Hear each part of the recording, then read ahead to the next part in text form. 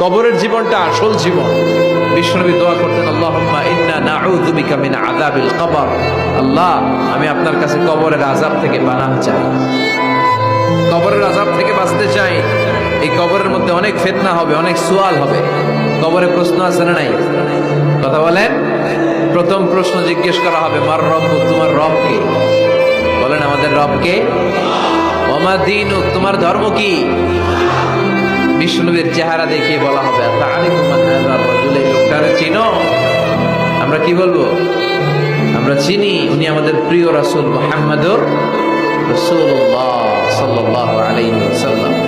এরপরে জিজ্ঞেস করা হবে, এগুলো কোত্থেকে শিখলা? আমরা বলবো কোরআন থেকে। ফায়ুফসাহু লাহু কবরুহু ৭০ যিরাআন।